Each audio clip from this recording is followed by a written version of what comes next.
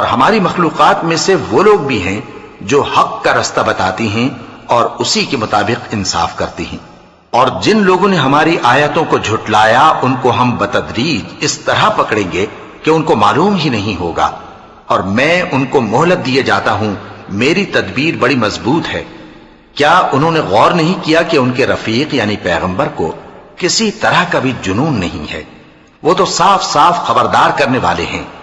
کیا انہوں نے آسمان اور زمین کی بادشاہت میں اور جو چیزیں اللہ نے پیدا کی ہیں ان پر نظر نہیں کی، اور اس بات پر خیال نہیں کیا کہ عجب نہیں کہ ان کی موت کا وقت نزدیک پہنچ گیا ہو؟ تو اس کے بعد وہ اور کس بات پر ایمان لائیں گے؟ جس شخص کو اللہ گمراہ رہنے دے اس کو کوئی ہدایت دینے والا نہیں، اور وہ ان گمراہوں کو چھوڑے رکھتا ہے کہ اپنی سرکشی میں پڑے بہکتے رہیں۔ یہ لوگ تم سے قیامت کے بارے میں پوچھتے ہیں کہ اس کے واقع ہونے کا وقت کب ہے؟ کہہ دو کہ اس کا علم تو میرے پروردگار ہی کو ہے، وہی اسے اس کے وقت پر ظاہر کر دے گا۔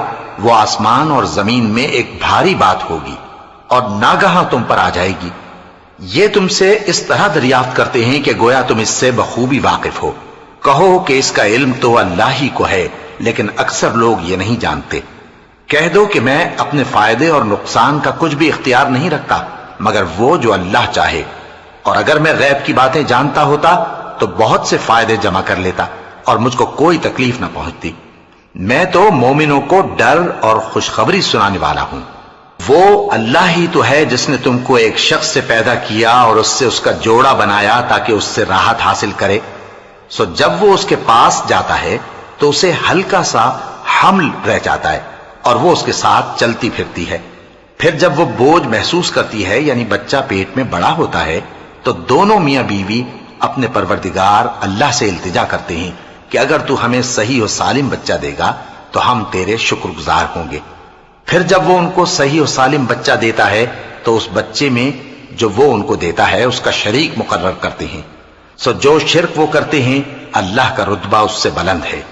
کیا وہ ایسوں کو شریک بناتے ہیں جو کچھ بھی پیدا نہیں کر سکتے اور خود پیدا کیے جاتے ہیں، اور نہ ان کی مدد کی طاقت رکھتے ہیں اور نہ اپنی ہی مدد کر سکتے ہیں؟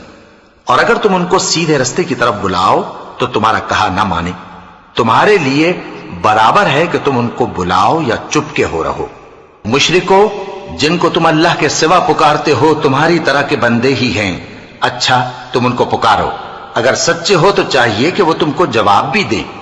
بھلا ان کے پاؤں ہیں جن سے چلیں، یا ہاتھ ہیں جن سے پکڑیں، یا آنکھیں ہیں جن سے دیکھیں، یا کان ہیں جن سے سنیں؟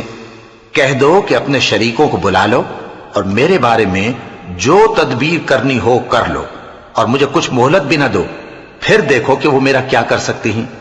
میرا مددگار تو اللہ ہی ہے جس نے کتاب برحق نازل کی، اور وہ نیک لوگوں کو دوست رکھتا ہے۔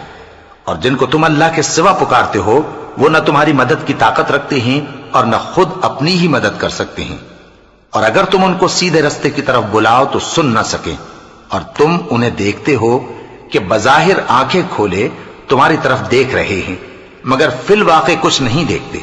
اے نبی، عفو و درگزر اختیار کرو اور نیک کام کرنے کا حکم دو اور جاہلوں سے کنارہ کر لو۔ اور اگر شیطان کی طرف سے تمہارے دل میں کسی طرح کا وسوسہ پیدا ہو تو اللہ سے پناہ مانگو، بے شک وہ سننے والا ہے، سب کچھ جاننے والا ہے۔ جو لوگ پرہیزگار ہیں جب ان کو شیطان کی